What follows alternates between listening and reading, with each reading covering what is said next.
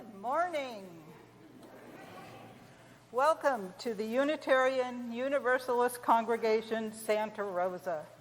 We are a liberal religious community in Sonoma County, celebrating life, empowering people, caring for one another, and helping to build a better world.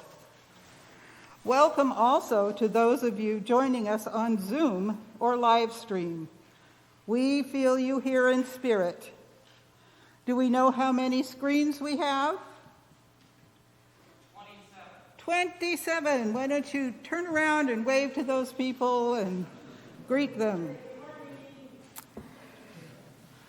I am Linda Lampson, your worship associate for today, and our service leader is the Reverend Bonnie Dlott, a Unitarian Universalist minister who has served us often in the past. I especially want to welcome any newcomers and encourage you to stop by the welcome table by the front door after the service. There you can get a name badge, and if you'd like to receive our newsletter, fill out a guest card. You will also find some of the important values of our service, of our community, on the front and back of your order of service. But the most important thing to know is you are welcome here, wherever you are on your spiritual journey, whoever you are, whoever you love, welcome. Now, please silence any cell phones or other noisemakers before they embarrass you by going off during the meditation. Reverend Bonnie Dlott will light the chalice this morning. The chalice lighting words are from Pablo Neruda. He or she who does not turn things topsy-turvy, who does not risk certainty for uncertainty, to thus follow a dream, those who do not forego sound advice at least once in their lives die slowly. Roger?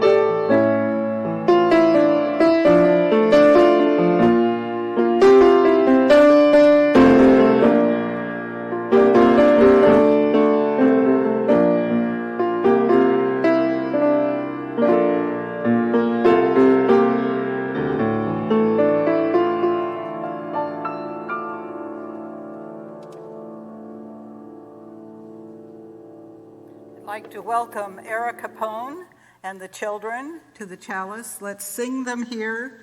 The words to the principal song are in your order of service, and the tune is Do, Re, Mi.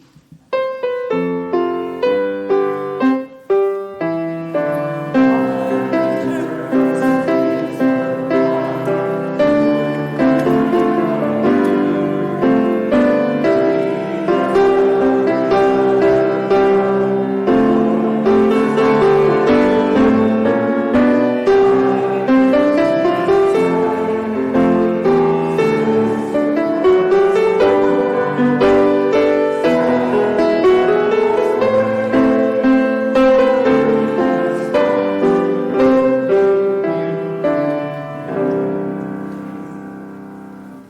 Good morning, everyone.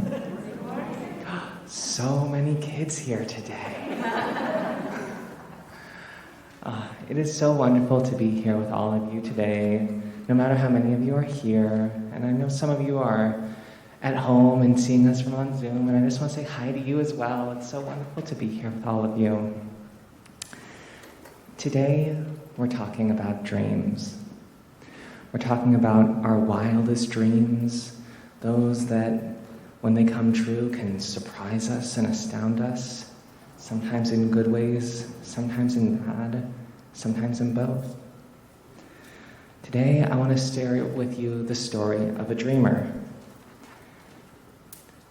The story Dreamers by UUCSR is the true story of her immigration to the United States.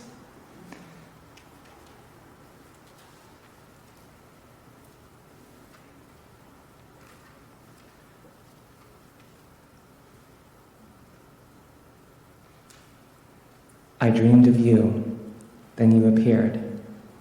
Together we became amor, love, amor, resplendent life, you and I.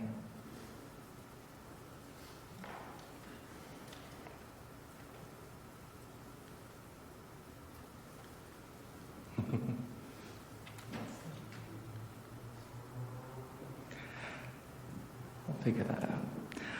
One day we bundled gifts in our backpacks and crossed a bridge outstretched like the universe. Adios, corazón. And when we made it to the other side, thirsty in awe, unable to go back, we became immigrants. Migrantes, you and I, the sky and the land welcomed us in words unlike those of our ancestors. There were so many things we didn't know, unable to understand and afraid to speak. We made lots of mistakes.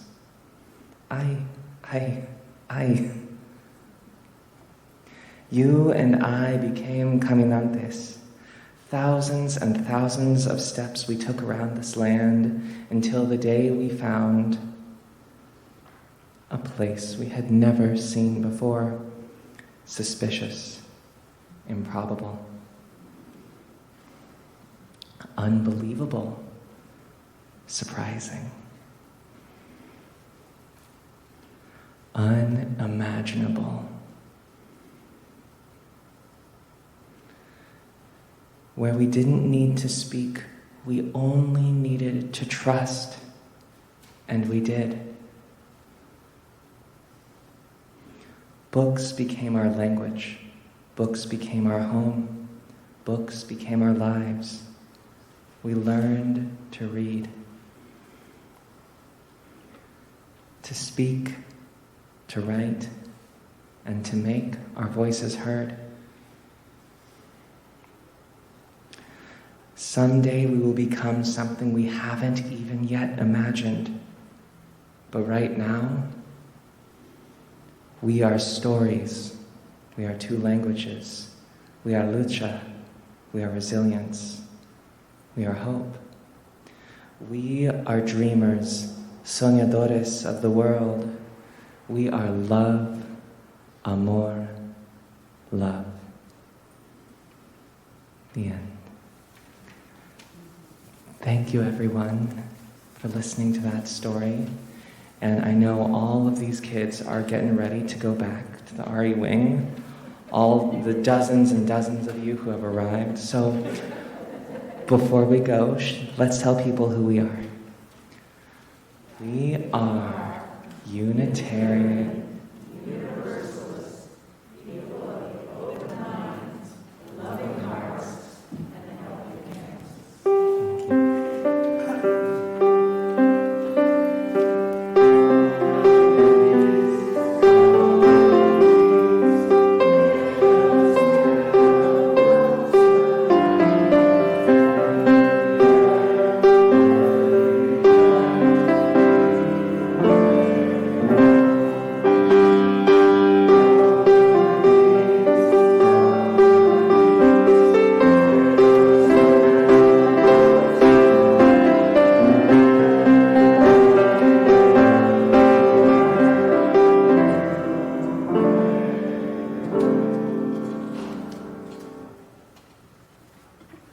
It's time for announcements.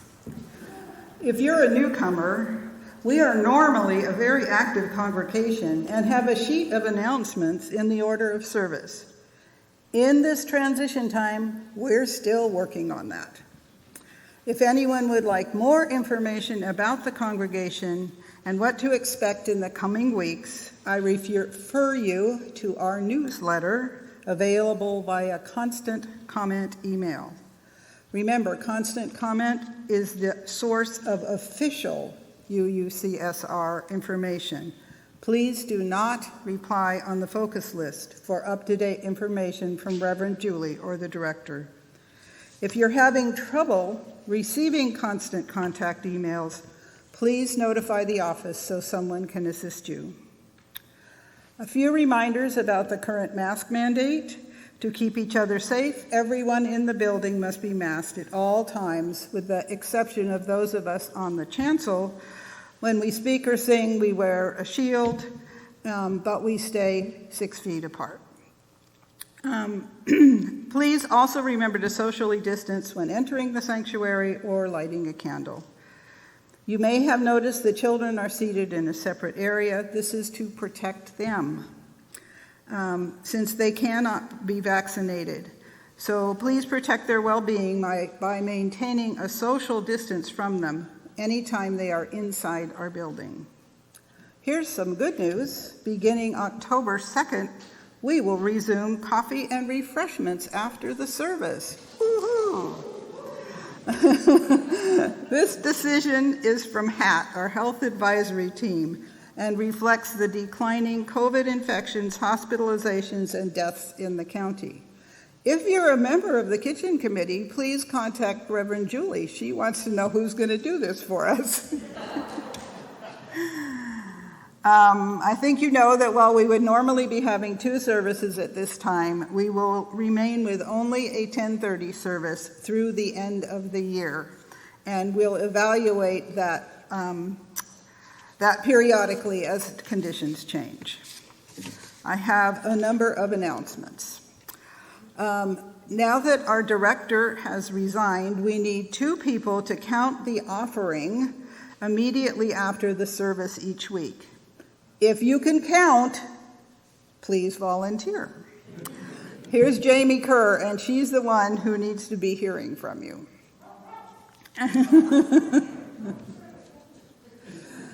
The flower committee could use some more people. And Mary, I think you're the contact there. You want to stand up and wave? Okay. I think, yeah. Now, this is a longer announcement, but a very important one. This is from the Adult Education Committee. When it comes to politics, have you ever wondered, why can't we all just get along? That question is the subject of the upcoming Depolarizing Within workshop on Saturday, October 30th from 10 a.m. to 11 p.m. Much of today's political polarization is driven by how we talk and think about people on the other side. Too often, we stereotype, dismiss, or ridicule those we disagree with.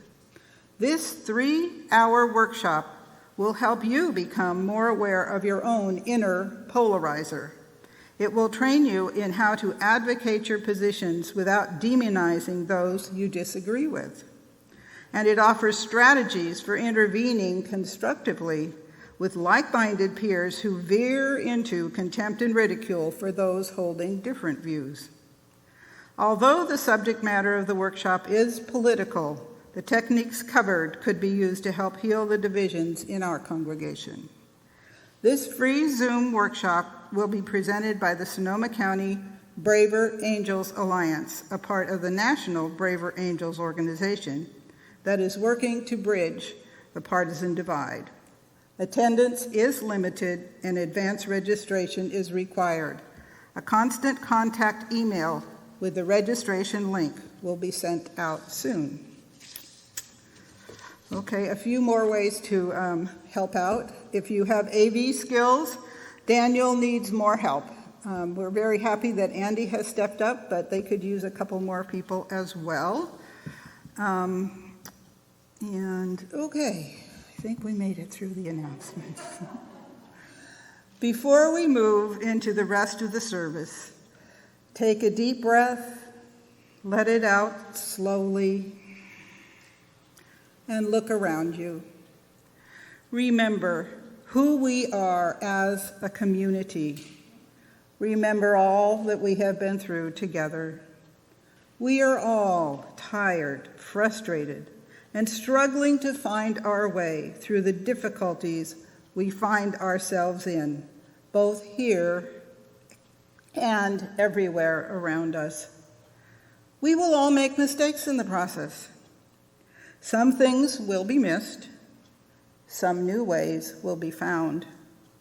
Most important to remember, we will all be doing the best we can as we find our footing. Now, let us sing together. Hymn number 131, Love Will Guide Us. Please stand if you are willing and able.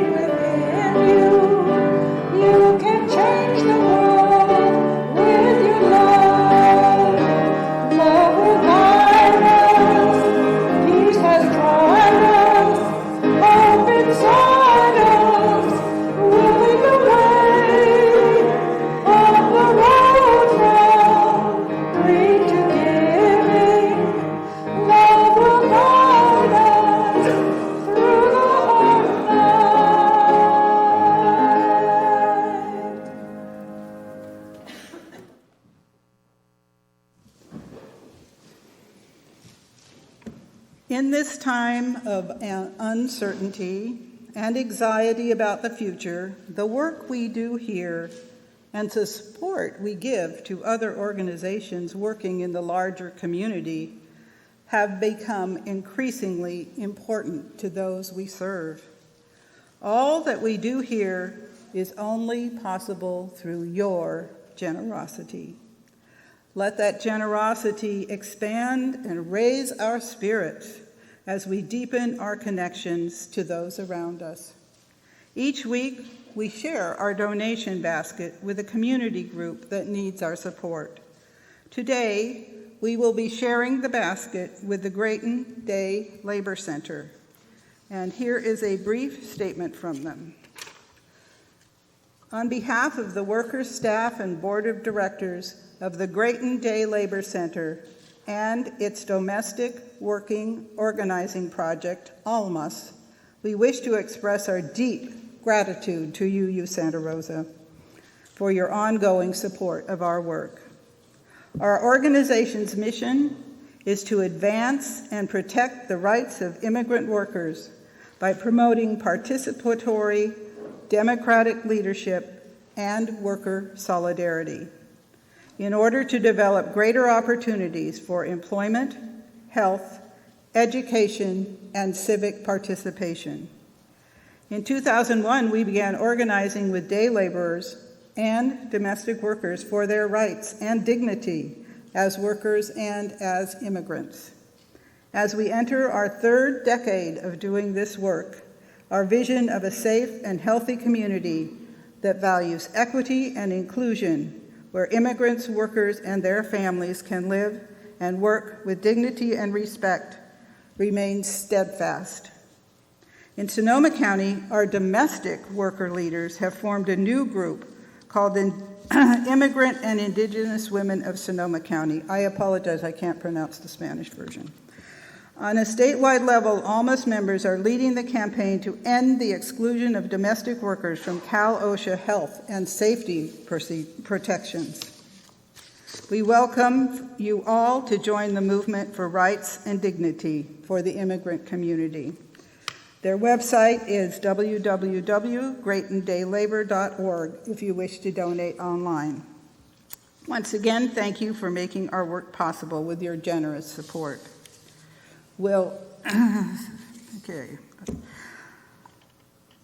During the offering, you may light a candle to mark a personal milestone or joy or sorrow if you would like, but please wait until the ushers have passed your row to get up. It's been brought to our attention that it would be better if only one person lights a candle at a time in order to maintain social distancing. So that's a slight change from the way we've been doing it, but we'll try it this week and see how that works out. Will the ushers and candle lighters please come forward?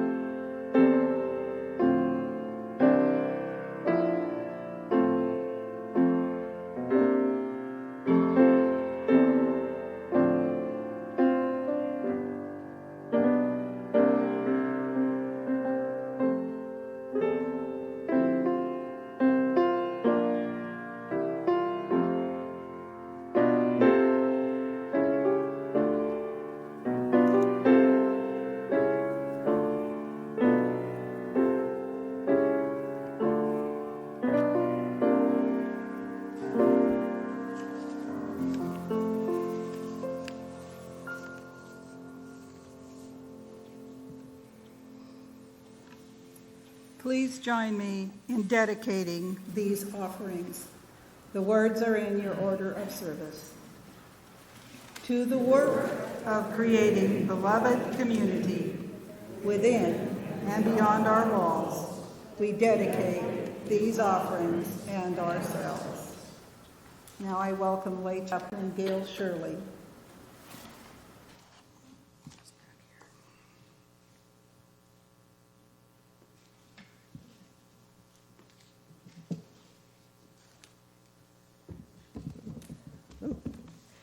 Good morning. I'm Gail Shirley, and I'm your lay chaplain for today. We're carrying deep grief and sorrow for all that is happening on our planet, in our country, in our beloved community here at UUCSR, and for many of us in our own personal lives. It's most likely that we're here because we feel the need for connection and support during these difficult times. The Milestones book is the place where you can share your joys and your sorrows and other milestones with the congregation. Before the services, the Milestone book can be found on the stand outside of the sanctuary. After the service, I will be available to talk to you. And if you have concerns for which you'd like a listening ear and support at a different time, please fill out a pastoral care request card and place it in the box at the back, on the table at the back of the sanctuary. Copies of this card can be found next to the box or in the pews next to your hymnals. One of the lay chaplains will be in touch with you. These are the entries for this week. Sometimes they're hard to read. 17 years ago today, Reverend Bill Sink Ford, president of UU, joined us here to dedicate this sanctuary. We moved in July 11th, 2004. But today, in 2007, the official call arrived. Thanks to all of you who joined with us when we made the move so worthwhile. Jan Ogden. Beth Wettergreen has fallen and broken her leg. She's in Parkview Acute Care. She would enjoy some phone calls, please. Richard Fung is having a procedure next week to remove 3 brain tumors by using targeted radiology. And he asked for your support and prayers during these trying times.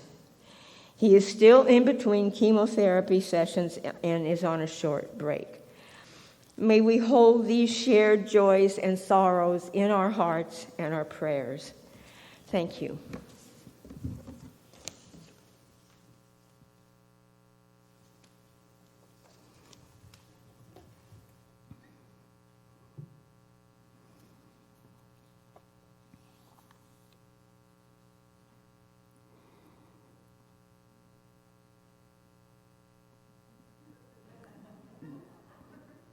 Really? My pastoral response this morning is by Frederick Gillis. Spirit of community in which we share and find strength and common purpose, we turn our minds and hearts toward one another, seeking to bring our circle of concern to all who need our love and support, those who are ill, those who are in pain, either in body or in spirit, those who are lonely, those who have been wronged. Today in particular, we celebrate your years in this building. We lift up Beth and pray that she will heal from her fall. And we lift up and pray for Richard, for his healing, for his peace, for his support as he undergoes a difficult procedure. We are part of a web of life that makes us one with all humanity, one with all the universe. We are grateful for the miracle of consciousness that we share, the consciousness that gives us the power to remember, to love, and to care. Let us now enter into a time of shared silence. We will remain there for 5 minutes, and then we will come out singing.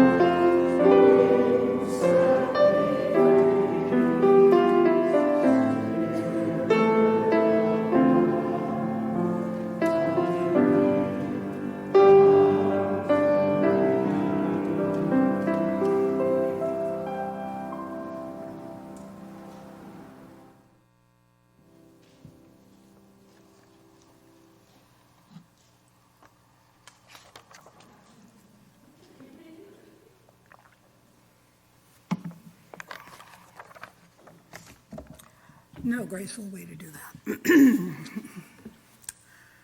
As my daughter Emily prepared to leave for college, her sister Julie came to us with a request. I'd like to raise a puppy for canine companions. I thought. I see President Clinton just replaced daughter Chelsea with a dog when she left for college. Is this a thing? No, it was much deeper than that. Julie had always been a nurturer. I can still see her at age 4 with her first pet rat. She would take the rat from its cage, lie down on her bed, and stroke her pet and talk to it. She was gentle and calm and patient. Knowing Julie had often felt like she lived in her older sister's very large shadow, we agreed to pursue this idea. Our family was interviewed and our house was inspected. We passed the test, and a 10-week-old golden retriever came to live with us. Rosa was squirmy and affectionate. Julie fed her and groomed her. She slept in a crate in Julie's bedroom. So Julie had to get up in the middle of the night when the puppy needed to go outside. After a month of that, Julie said, "Mom, you know those girls who say they just want to get married and have babies? They ought to be given a puppy." So Rosa had already earned her way into our home and hearts, the best birth control one could ask for. Every week, Julie and Rosa went to training classes at the CCI campus. Rosa gradually learned a number of commands, though she remained quite excitable. We taught her to walk on a loose leash, not to bark, how to bring items to us and let go of them. Walk quickly became her favorite word. A year passed, and it was time to release the puppy into advanced training. We attended the graduation ceremony for the current dogs being placed as companions, a tearjerker. The LBC auditorium was full of dogs and people. Then it was time for Rosa to matriculate. Julie handed her in for advanced training. We came home to cry and mourn for days. We missed her so much. After a few months, we received a call that Rosa was going to be released. She was just too excitable to qualify as a skilled companion. The puppy raiser gets first refusal to adopt the dog. Even though it would only be a year and a half before Julie left for college, I decided I wanted this dog in my life, for its primary care would fall to me once Julie moved out. Julie wrote her college essay on what it meant to raise a dog for CCI. Our little nurturer daughter would go on to become an elementary school teacher. On the home front, I walked Rosa each day. Sundays, we went over to SSU, where Rosa could roam and I could enjoy the changing of the seasons on the lovely campus. We took her camping with us. I learned the joy of unconditional love. Rosa showed me that each day can be a good day. She would stand out on the deck in the morning, sniffing the air, and I would think, what is she noticing that is so enticing? Having her helped me slow down and to focus, to notice the good around me. Rosa lived for 15 years. Each time Julie returned home, Rosa danced in a circle and greeted her mom, delirious to have Julie home. Eventually, I saw that she was slowing down considerably. It was time to talk to the vet about how to know when to let her go. The vet told me what the signs were, And one day, as Rosa stumbled down the few outside stairs and needed us to help her get back up, I knew the time had come. As we know, our pets can be gifted a gentle passing, and that's a lesson too. I didn't know what exactly I was embracing when we said yes twice to having Rosa in our lives, but I do know she was absolutely worth it.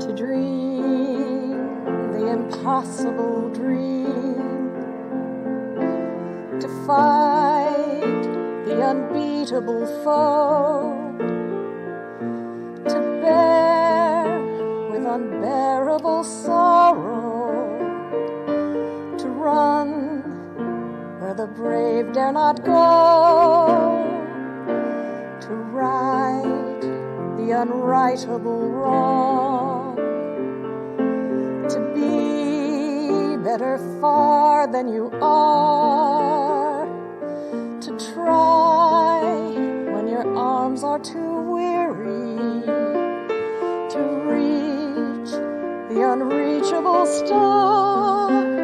This is my quest, to follow that star, no matter how hopeless, no matter how far, to be willing to give when there's no more to give, to be willing to die so that honor and justice may live. And I know if I'll only be true to this glorious quest, then my heart will lie peaceful and calm when I'm laid to my rest. And the world will be better for this, that just one, scorned and covered with scars, still strove with their last ounce of courage to reach the unreachable stars.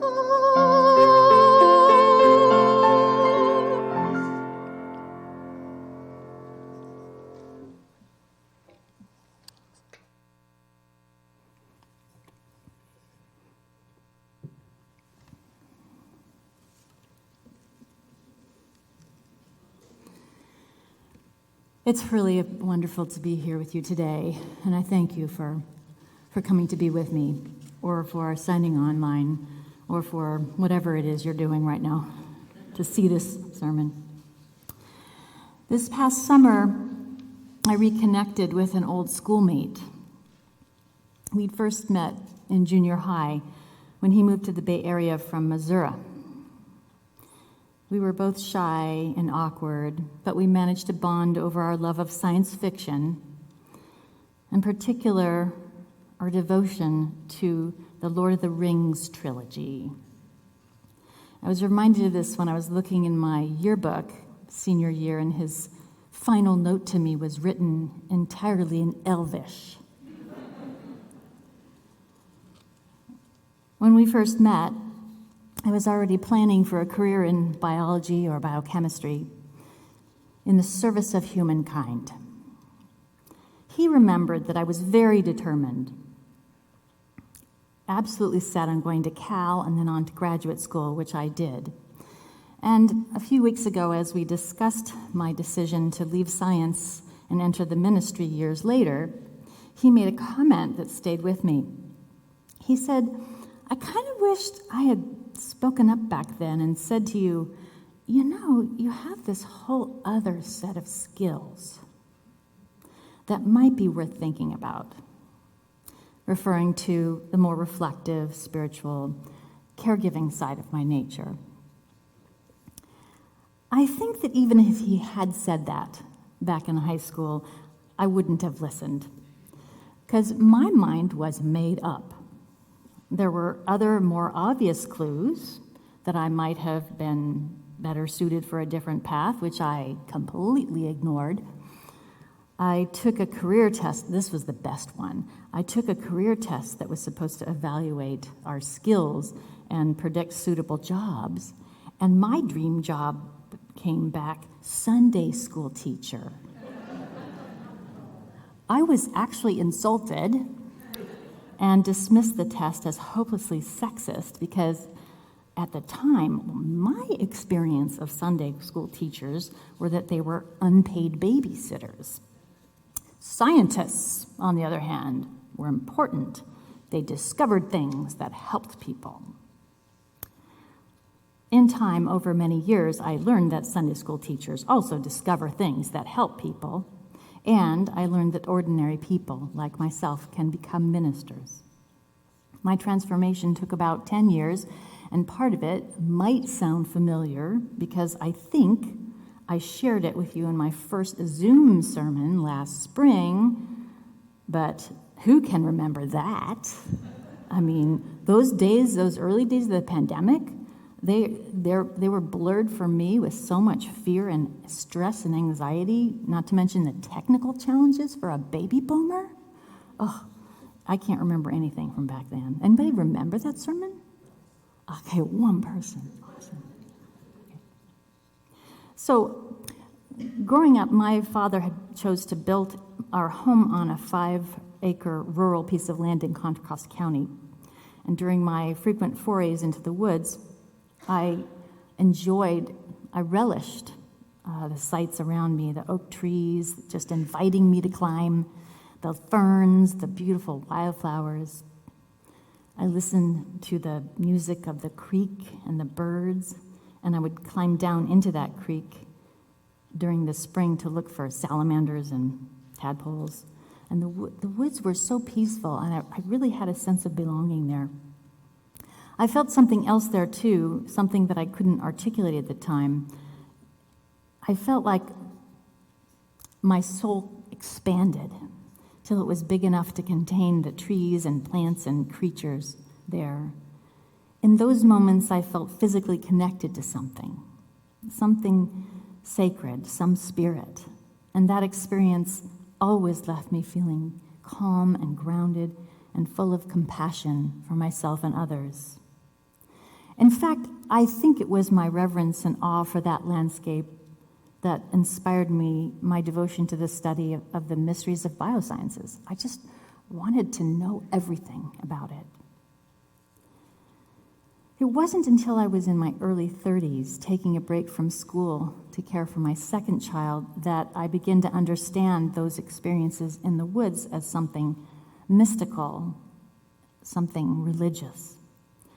I hadn't had a problem with my lack of spiritual practice until that time.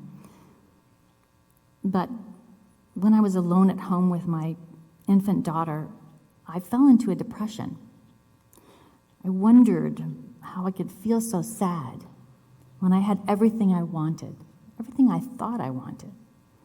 A good marriage, 2 beautiful children, and the career in cell biology that I had worked really hard for. But there was something wrong. There was something missing. The birth of my children had forced me to think about meaningfulness. I wondered, what was I going to tell them about the meaning of life? I had no idea. Shortly after that realization, during a visit to Southern California, actually Northern California, I experienced, I think it was a moment of enlightenment while picking berries in a field with my children just after a rainfall. It was early morning and I was enveloped by the scent of wet earth. I felt the warm sunshine and I heard the birds calling from the trees.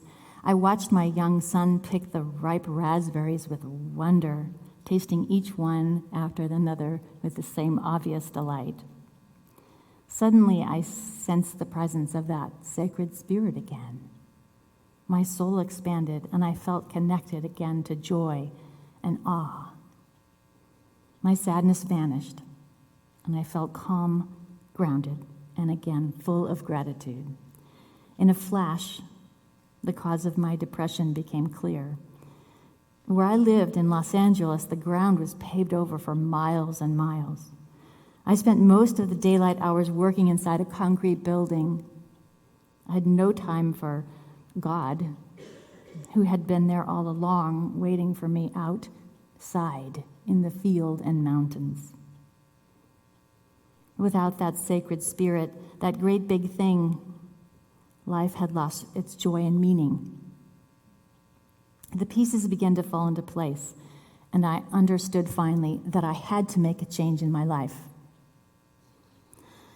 I immediately started doing research and discovered that earth-based spirituality and mysticism are both words that describe the experience of finding the sacred in nature, of sensing one to be part of nature, one with nature, and discovering ultimate meaning in that relationship. It's different than just appreciating nature. It's that experience of awe and wonder and reverence. It was a short hop from nature spirituality to a Unitarian Universalist church, and where ultimately I received a calling to the ministry. That same love of the natural world that called me into a career in biology recalled me into ministry, where that other set of skills my friend mentioned could be fully deployed in the service of love.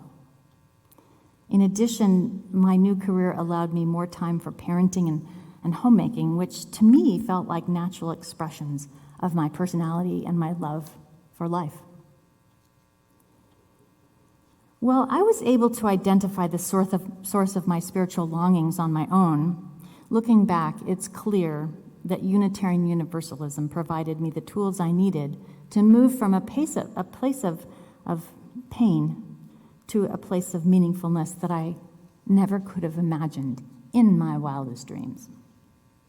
I found 3 things in Unitarian Universalism that supported my journey. The first was refuge from insane busyness. The second was support in challenging the dominant culture. And the third was theology that validated my lived experience in the world. And before I go on to unpack each of these, I want to acknowledge that my privileged location in white culture affirmed and reinforced my extremely positive experience in our denomination. It's important to say. The first thing I received when visiting the congregation in Walnut Creek was a place of refuge.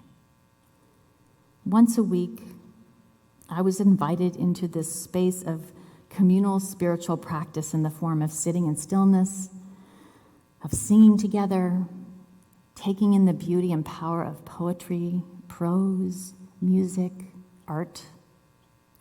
These experiences, completely devalued in the world of academic science that I had been immersed in, opened my heart and mind to the possibility that other ways of being in the world were not just possible, but readily available to me.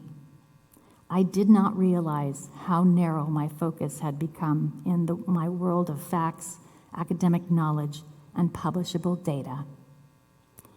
I had closed myself off from other realities in favor of a competitive career that turned out wasn't nourishing me. In the refuge of that Unitarian Universalist community, I was able to consider that other paths have value. No one I met there was aghast that I was considering staying home with my children for a while instead of going straight back into the lab. The second thing I received from Unitarian Universalism was robust support in challenging the dominant culture. For me, that meant gaining permission to leave that competitive career that required long, long years of training in order to explore some different path. The path I longed for, if it even existed, would allow me to express my interest in biology, but would include serving people directly, while also allowing me time for my personal interests and my family. To my science friends, this was way too woo-woo. But my new friends at the church, they seemed to think it was reasonable. I picked the right place to set off on what felt to me to be a countercultural exploration. Unitarian Universalists have a long history of challenging the status quo to uncover what is ultimately meaningful. If you look at the roots of our faith, they reach back over 400 years into the Protestant Reformation, when a few brave Christian souls began to ask questions about the nature of religious authority, the true meaning of Scripture, and the moral character of God. UU theology evolved through a series of stages, each initially resisted, maybe even persecuted, then tolerated, then accepted, and ultimately embraced as central to our religious identity. When I visited the Unitarian Universalists for the first time, I found this whole spectrum of religious theology and practice, including Christianity, Buddhism, paganism, atheists, humanism, agnosticism, and lots of folks who were just thinking creatively about all those things. I also found a history of people challenging and defying cultural norms. That appealed to me because for years I had felt outrage over our culture's repressive and oppressive ideas about human sexuality, including what I considered to be ridiculous and harmful beliefs and practices regarding gender equity, gender identity, and gender expression. I mean, I was raised on a little bit of a farm. It's like, what is this? It's ridiculous. We can't talk about these things. My husband and I quickly became involved in teaching the Our Whole Lives program,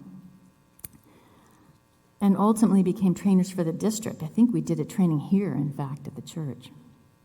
And in that work, I came to believe at the time that promoting that course and teaching it, I had probably done more to alleviate suffering and injustice than all my time in the lab studying obscure genetic diseases. In fact, it quickly became clear to me that this work was in fact more meaningful than anything I had ever done before. And I was trained and empowered to do it by this faith. The third thing I found in Unitarian Universalism was theology that affirmed my lived experience in the world. I was already aware that folks who found spiritual sustenance in nature were welcomed in Unitarian Universalism. I found the writings of Starhawk and Wendell Berry right there in the hymnal. But I also found the work of others, such as Unitarian Universalist theologian Henry Nelson Weeman, who described something really new to me called process theology. When Weeman was a college student, he had a mystical experience. He was sitting alone in his dorm room, looking over the Missouri River, just at sunset, when he was seized by this sudden conviction that he should devote his life to religious inquiry, and what he felt at the time was its central problem. The experience was so powerful that he apparently wandered around in a state of religious ecstasy for several days. That central problem that Weeman was concerned with was the reconciliation of the truthfulness of empirical science with his own experience of the transforming power of religious faith. Weeman believed in science, as I do, which has really nothing to say about God, and yet he and I experienced this transforming power that was typically attributed to God. And that right there is the problem, because neither one of us believed in God.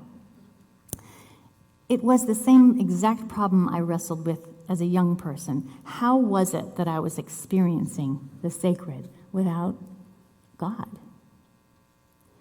He wanted to know specifically where human good comes from if there's no God. How are humans inspired to forgive, to feel mercy, kindness, generosity to a stranger? How do we experience divine healing or grace? How was I experiencing a spiritual presence? Women's theological contortions are incredibly complicated and do merit their own sermon, which would put you to sleep immediately.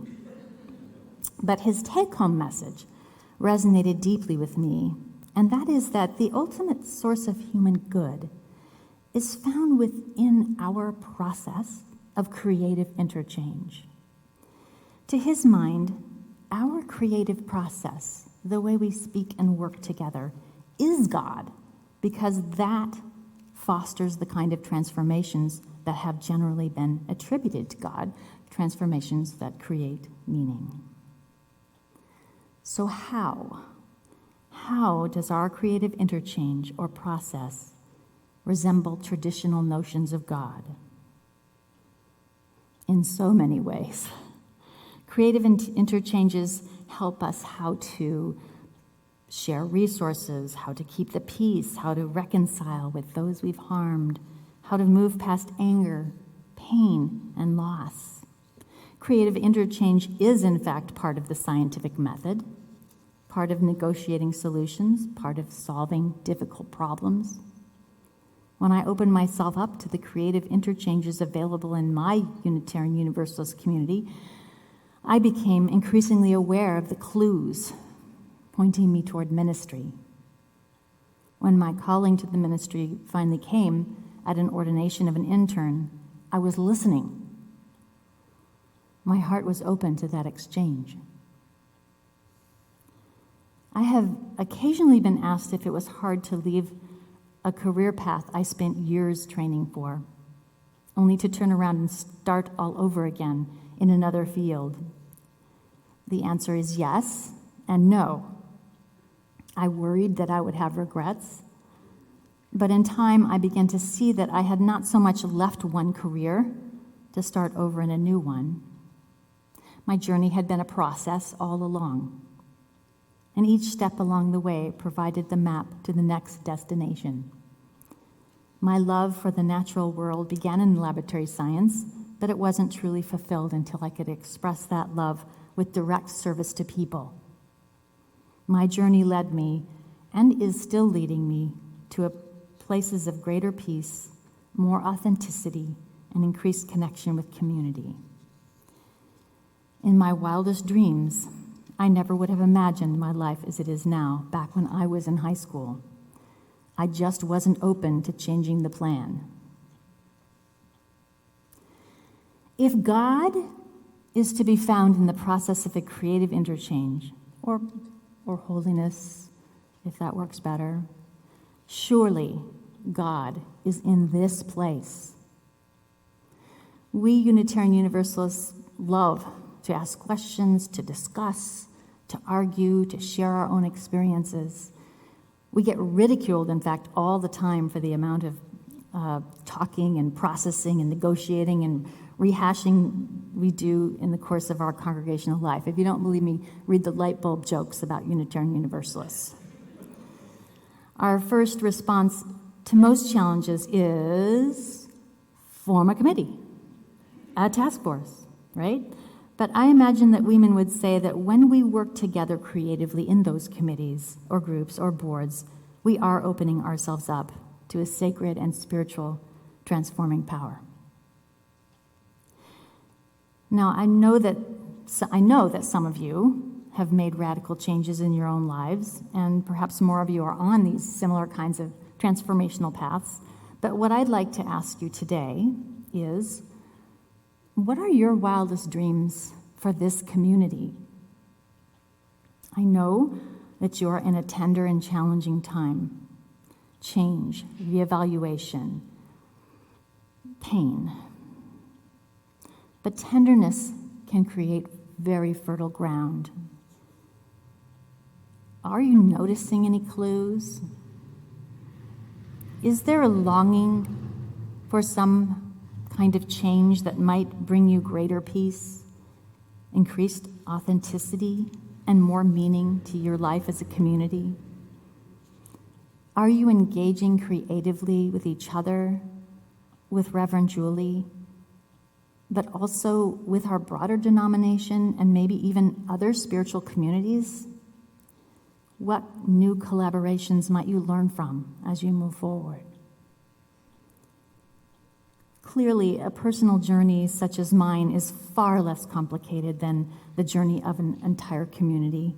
However, institutions like individuals can get stuck in ways of thinking that don't serve them as years pass and changes come. I hope that the story of my personal journey might provide you with some thoughts, a clue or two, offered by one who cares deeply for you and believes that you will find your way to a beautiful, life-affirming path. It happens when you open your heart to a new puppy, to a different goal, to a new way of being together. Israeli poet Yehuda Amichai wrote this poem, which I love, and I'm going to end with. It's called The Place Where We Are Right. From the places where we are right, flowers will never grow. In the spring, the place where we are right is hard and trampled, like a yard. But doubts and loves dig up the world like a mole, a plow, and a whisper will be heard in the place where the ruined house once stood. In this time of equal day and night, may you receive the blessings of balance and the understanding that great shifts in light and darkness are a natural and necessary part of the circle of life and the cycle of our lives. Amen. Blessed be. And now let us sing together hymn 1064, Blue Boat Home.